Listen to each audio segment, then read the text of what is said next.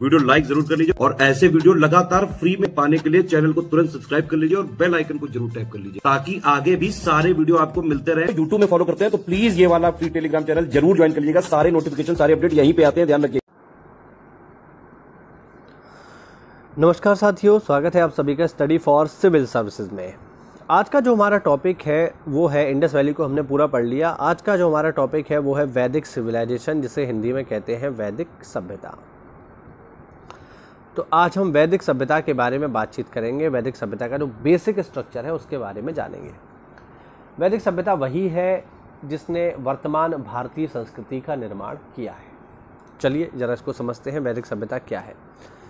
वैदिक सभ्यता या वैदिक युग की अगर हम बात करें तो सबसे पहले बात करते हैं इसके समय की। तो इसका समय है साथियों 1500 से 600 BC, यानी 1500 से 600 ईसा पूर्व में भारत में जो संस्कृति थी उसका नाम था वैदिक सभ्यता। वैदिक सभ्यता है क्या? तो साथियों वैदिक सभ्यता एक वो सभ्यता है जिसकी जानकारी हमें प्राप्त होती है वैदिक साहित्यों से। वैदिक सभ्यता क्या है? वैदिक सभ्यता वह सभ्यता है जिसकी जानकारी हमें कहाँ से प्राप्त होती है? वैदिक साहित्यों से। वैदिक साहित्य कौन कौन से हैं ये समझ लीजिए, पेपर में यहाँ से सवाल आता है, पूछेगा आपसे कि इनमें से कौन सा वैदिक साहित्य नहीं है। तो देखो वैदिक साहित्य हमारे पास कौन कौन से हैं। तो हमारे पास 4 वैदिक साहित्य हैं, ध्यान रखना कौन कौन से। पहला होता है वेद, दूसरे हैं ब्राह्मण, तीसरे हैं आरण्यक और चौथे हैं, इसको सही से लिख देता हूं मैं, पहले है वेद, दूसरे हैं ब्राह्मण, तीसरे हैं आरण्यक और चौथे हैं उपनिषद। इन चारों को साथियों संयुक्त रूप से कहा जाता है वैदिक साहित्य। अब इनकी व्याख्या क्या है या इनकी सामान्य विशेषता क्या है वो हम देख लेते हैं। वेदों की अगर हम बात करें साथियों तो वेद जो हैं ये आए हैं, या चलिए एक सेकंड देखते हैं जरा इनको। हाँ, वेदों की अगर हम बात करें साथियों तो वेद जो आए हैं ये संस्कृत की विद धातु से आए हैं और विद का मतलब होता है जानना। तो अगर आप ईश्वर को जानना चाहते हो तो आपको वेदों का अध्ययन करना चाहिए। दूसरा, वेद जो है साथियों ये लिखे गए हैं पद्य रूप में, ठीक है, पद्य रूप में ये लिखे गए हैं और इनकी भाषा क्या है? संस्कृत। तो एक तो पद्य रूप में है, ऊपर से विशुद्ध संस्कृत में है।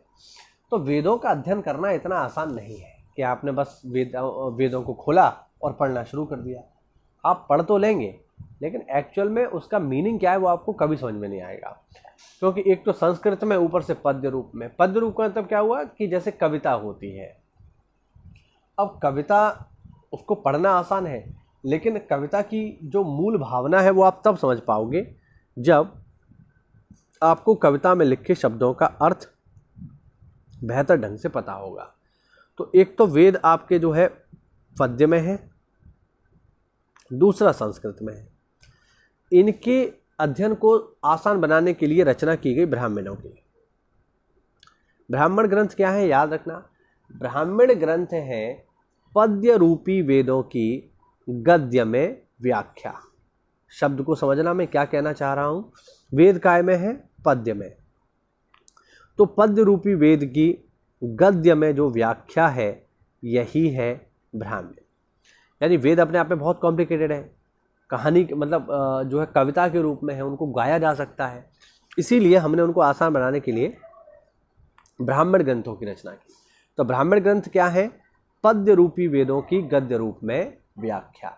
यानी इसका मतलब ये हुआ कि प्रत्येक वेद का अपना एक ब्राह्मण ग्रंथ होगा जो उसकी व्याख्या आसान भाषा में कर रहा होगा आम जनमानस के लिए। बात समझ रहे हैं ना? फिर आते हैं क्या, अगला है हमारे पास इसमें आरण्यक।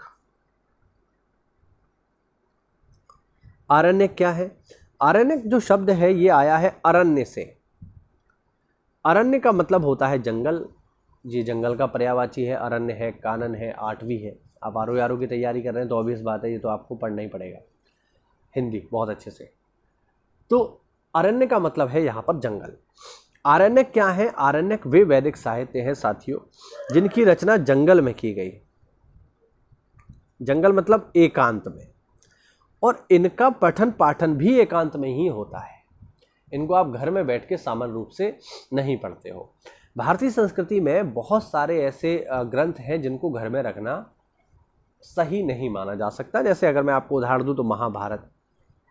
अब महाभारत को घर में नहीं रखते हैं, क्यों? क्योंकि मान्यता ये है कि महाभारत की विषय वस्तु क्या है? दो भाइयों में लड़ाई, मार कुटाई बहुत ज़्यादा। तो अगर आप महाभारत घर में रखोगे तो तुम्हारे घर में भी महाभारत शुरू हो जाएगी, जो कि आप नहीं चाहेंगे। इसलिए महाभारत घर में नहीं रखते हैं। हाँ, महाभारत का एक हिस्सा, छठवां जो पर्व है जिसको हम गीता कहते हैं, उसको रखा जाता है। पूरी महाभारत घर में कोई नहीं रखता। एक और एग्जाम्पल आप इसका ले लो, जैसे गरुड़ पुराण है। अब गरुड़ पुराण जो है तब पढ़ा जाता है जब किसी की मृत्यु हो जाती है। तो घर में अगर किसी की मृत्यु हो गई तो गरुड़ पुराण पढ़ा जाएगा, नॉर्मल कंडीशन में नहीं पढ़ा जाएगा। गरुड़ पुराण में क्या लिखा है कि व्यक्ति के द्वारा किए गए कर्मों के आधार पर उसको नरक में क्या क्या सजाएं दी जाएंगी या उसका अगला जन्म क्या होगा। तो ये गरुड़ पुराण तब पढ़ा जाता है जब किसी की मृत्यु हो जाती है। सामान्य अवस्था में पढ़ा नहीं जाता, तो इसको तब पढ़ा जाएगा जब कोई मरेगा। तो नॉर्मल लोग इसको अपने घर में नहीं रखते। उसी प्रकार से अगर हम देखें तो वैसे ही हैं हमारे आरण्यक उपनिषद, जिनको एकांत में ही लिखा गया है और एकांत में इनका अध्ययन किया जाता है। बात समझ में नहीं आई? चौथा जो हमारे पास ग्रंथ है साथियों, जो चौथा महत्वपूर्ण ग्रंथ है हमारे पास वैदिक सभ्यता में, वो है उपनिषद। उपनिषद क्या है? उपनिषद का अर्थ होता है शिष्य का गुरु के समीप जाकर बैठना या ज्ञान प्राप्त करना। उपनिषदों की संख्या है हमारी 108। और उपनिषद में बेसिकली है क्या? तो उपनिषदों की विषय वस्तु है दर्शन, फिलॉसफी। ठीक, आत्मा परमात्मा क्या है, बेसिकली ईश्वर क्या है, जो फिलोसफिकल बातें हैं वो आपको इसमें देखने को मिलती है। याद रखिएगा, प्राचीन काल में गुरुकुल पद्धति में उपनिषदों का ही अध्ययन कराया जाता था। ठीक, और उपनिषद काफ़ी महत्वपूर्ण है, इनकी संख्या भी याद रखना। ठीक है, 108 हमारे पास उपनिषद है, 4 हमारे पास पुराण है, मतलब 4 वेद है हमारे पास, 18 पुराण है और 108 उपनिषद है। अगर आप इन चारों को मिला दोगे तो ये बन जाएंगे क्या? हमारे वैदिक साहित्य। कौन कौन से? वेद जो संस्कृत में लिखे गए हैं पद्य में, फिर आते हैं ब्राह्मण जो वेदों की व्याख्या है गद्य में, फिर आते हैं क्या? आरण्यक जो एकांत में अध्ययन किया जाता है, और फिर आते हैं उपनिषद जो कि दर्शन से संबंधित है। ये है साथियों हमारे चारों के चारों वैदिक साहित्य या वैदिक सभ्यता, है ना। वैदिक सभ्यता की जानकारी इन्हीं वैदिक ग्रंथों से प्राप्त होती है, इसीलिए इन्हें कहा जाता है वैदिक साहित्य। बात समझ रहे हैं? तो वैदिक साहित्य जिस युग के बारे में जानकारी देते हैं उसको हम बोलते हैं वैदिक युग। उम्मीद करता हूँ आपको समझ में आया होगा। ठीक है, तो ये इसका इंट्रोडक्शन लेक्चर था। अगली क्लास में हम वेदों के बारे में बातचीत करेंगे, वेदों के जो ब्राह्मण ग्रंथ हैं उनके बारे में बातचीत करेंगे और वैदिक सभ्यता की महत्वपूर्ण जानकारी को लेंगे।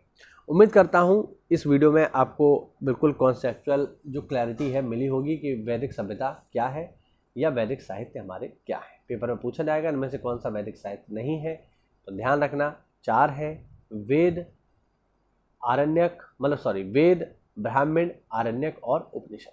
मिलते हैं साथियों अगली क्लास में, इसी के आगे शुरू करेंगे। तब तक के लिए जय हिंद, जय भारत, वंदे मातरम।